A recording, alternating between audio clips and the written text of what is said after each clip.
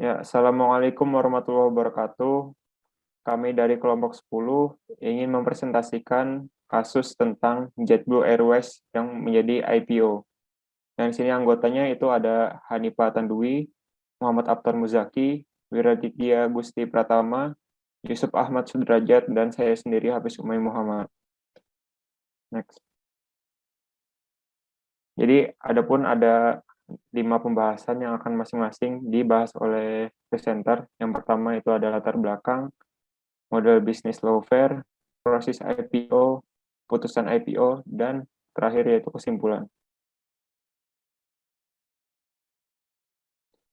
Jadi kenapa bisa ada kasus ini? Kasus ini tuh diawali pada tahun 2002, di mana awalnya eh, itu tepat 2 tahun JetBlue berdiri.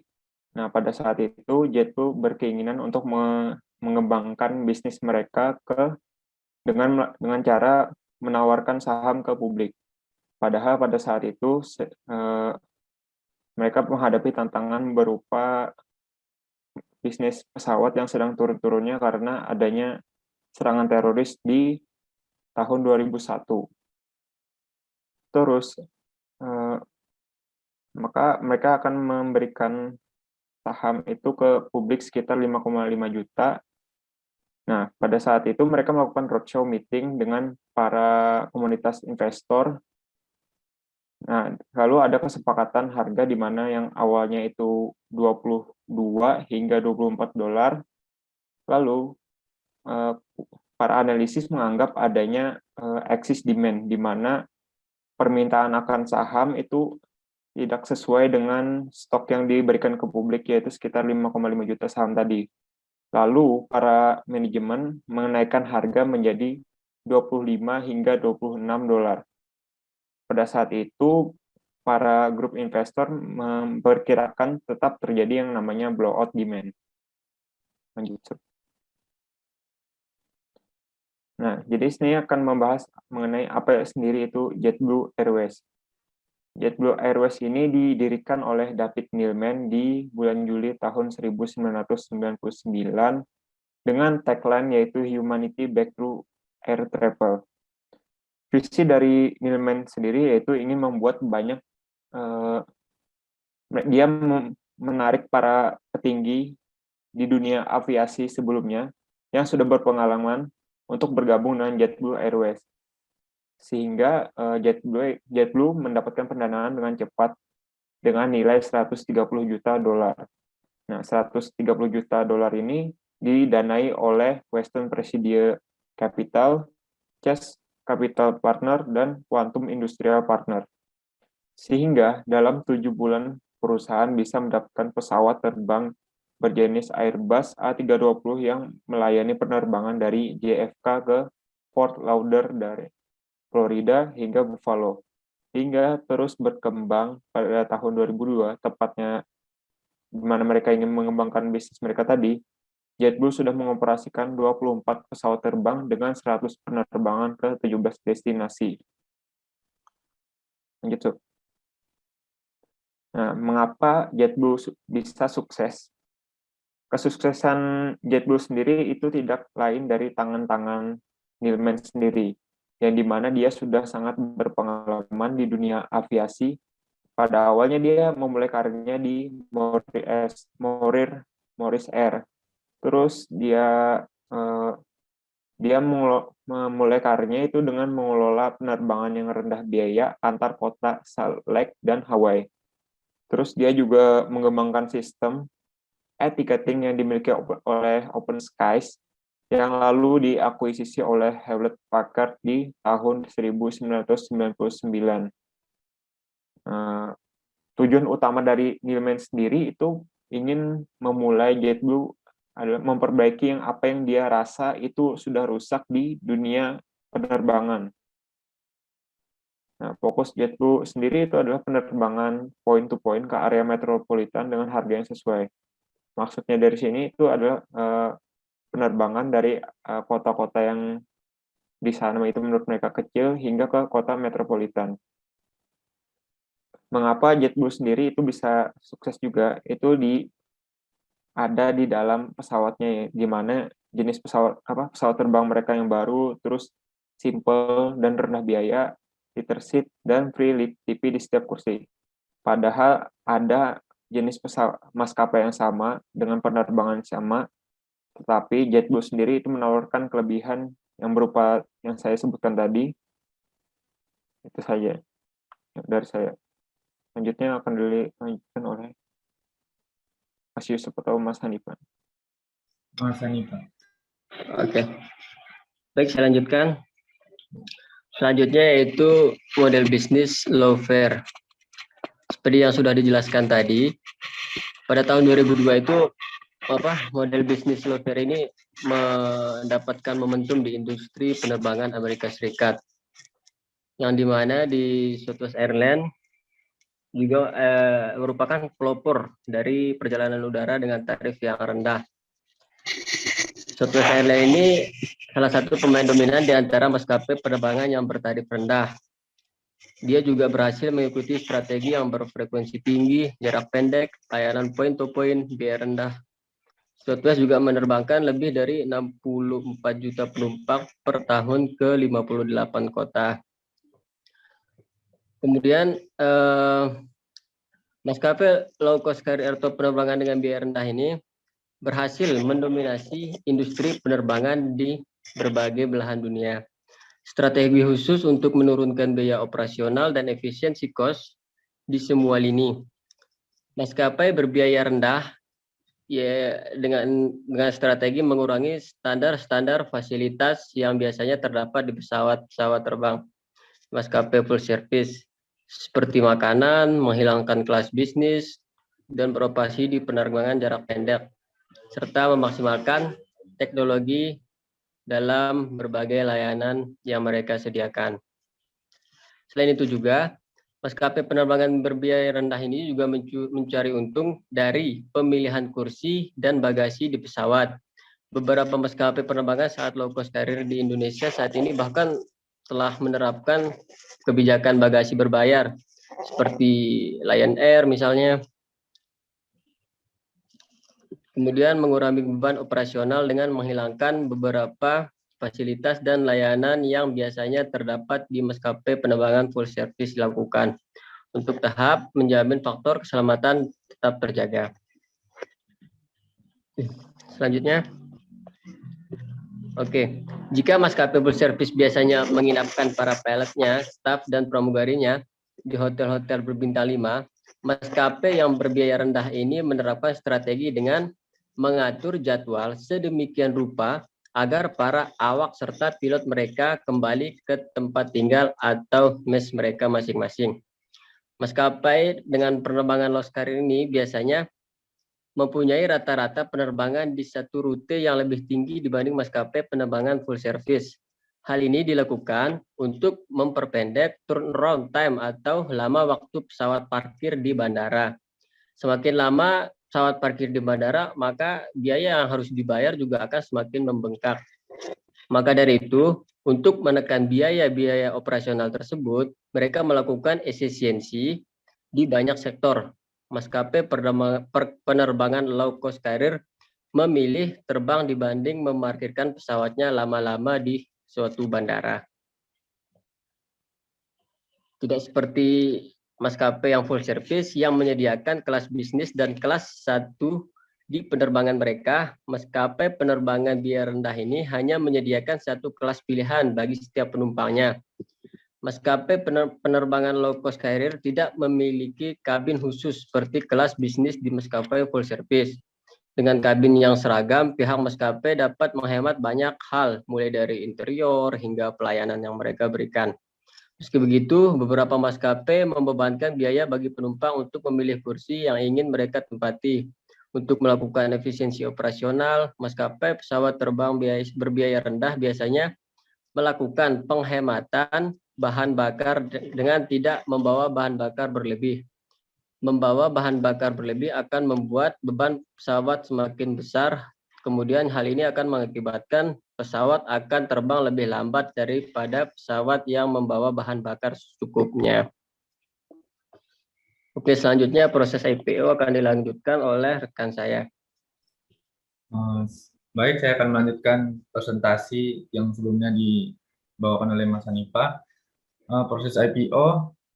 IPO sendiri itu merupakan singkatan dari Initial Public Offering atau penawaran saham ke publik yang dilakukan oleh suatu perusahaan.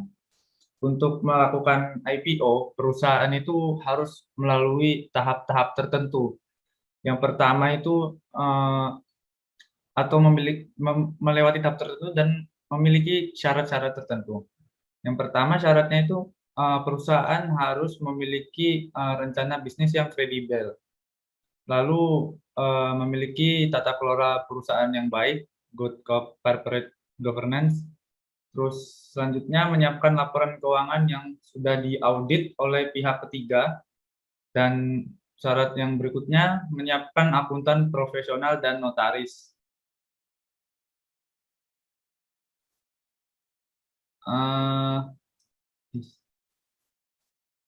Selanjutnya itu masih di tahap proses IPO.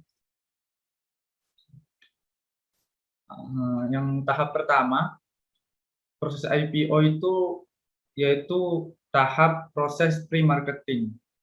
Nah, di tahap proses pre-marketing ini, stakeholder di perusahaan itu atau direksi dan komisaris itu melakukan RUPS atau all hand meeting.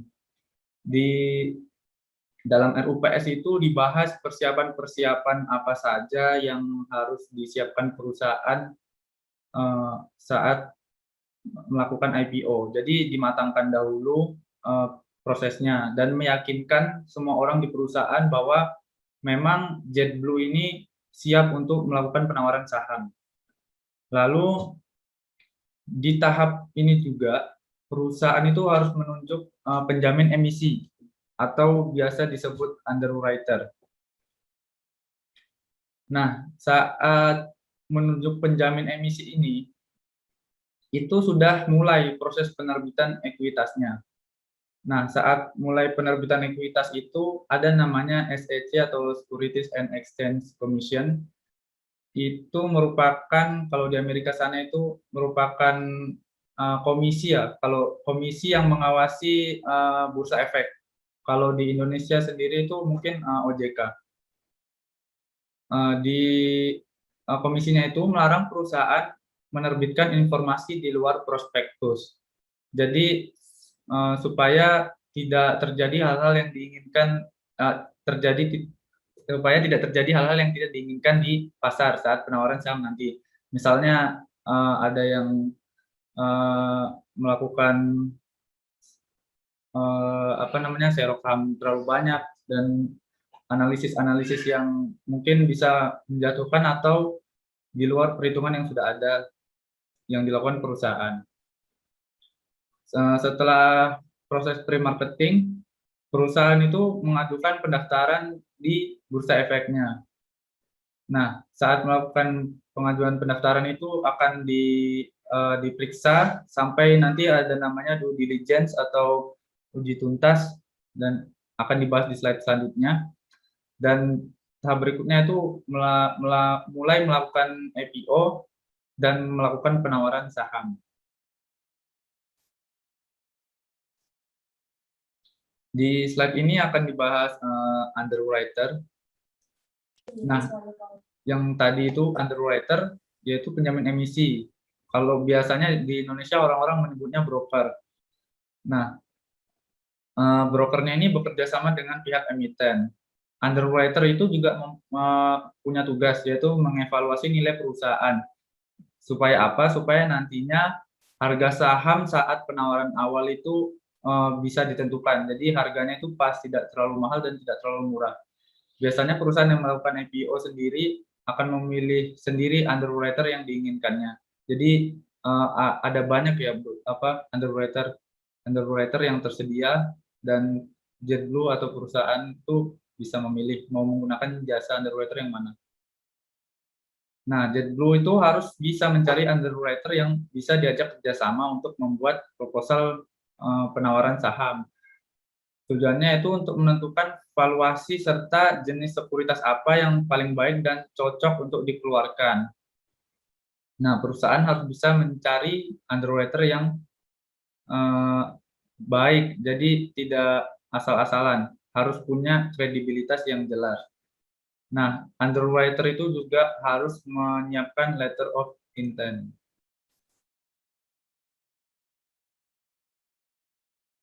Nah, SEC atau komisi yang awal tadi, yang sudah saya sebutkan di slide sebelumnya, itu mengharuskan perusahaan yang menjual ekuitas di pasar saham atau pasar publik itu meminta persetujuannya.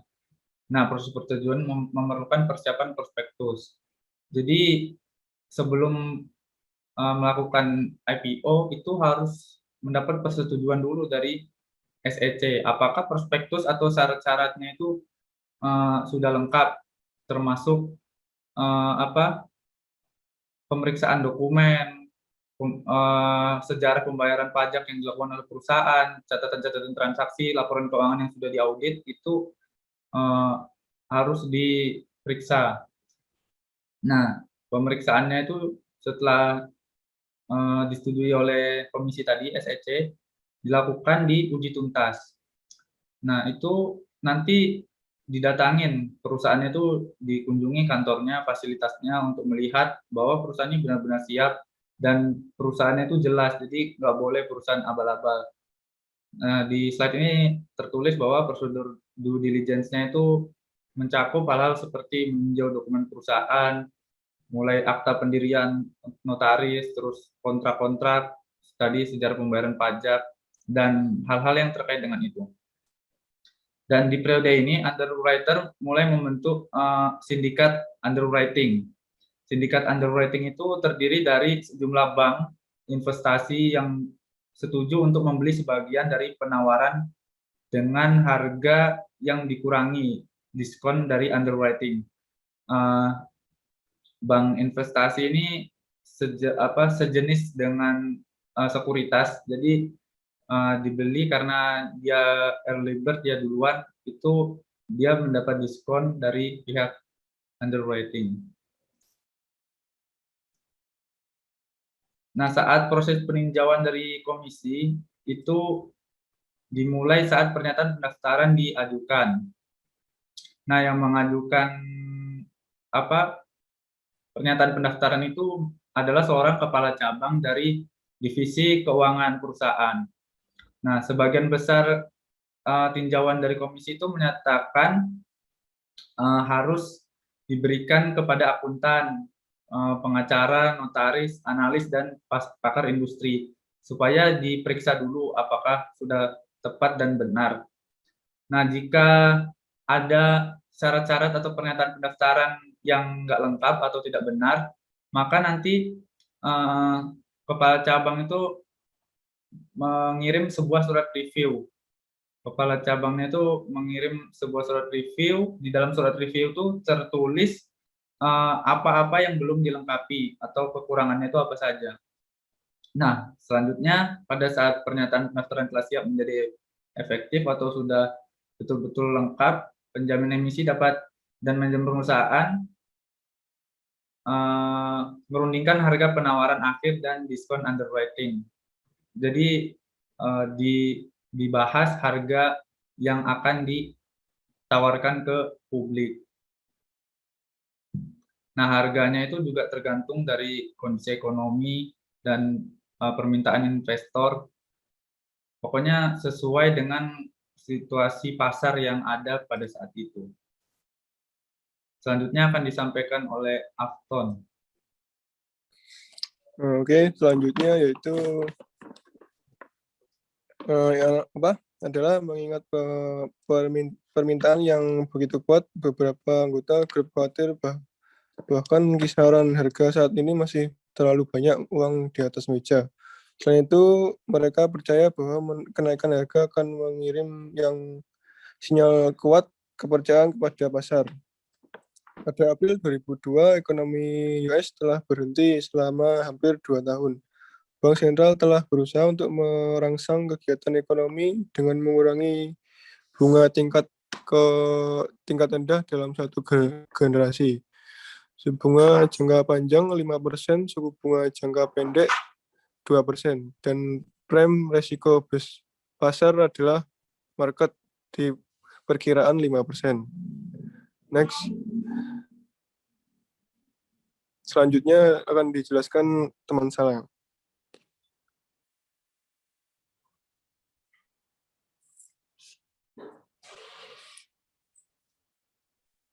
Baik, JetBlue Airways telah mengalami pertumbuhan pesat dalam beberapa dekade terakhir, terutama menghasilkan keuntungan setelah serangan 11 September.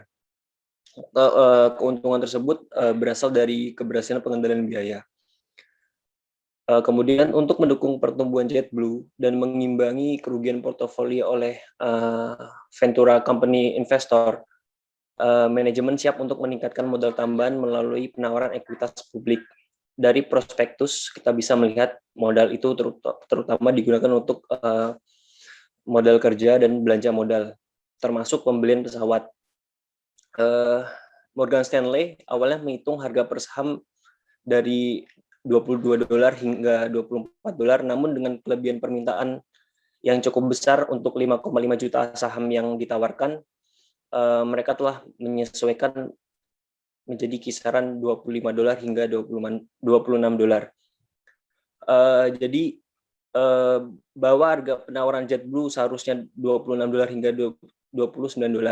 Dalam pandangan manajemen, penawaran yang berhasil tidak hanya membutuhkan peningkatan kebutuhan modal jangka pendek, tetapi juga mempertahankan akses ke modal masa depan dan memberikan pengembalian positif kepada anggota kru. Harga yang disarankan saat ini berada di bawah harga dan akan menyisakan banyak duit sisa. Cukup sekian.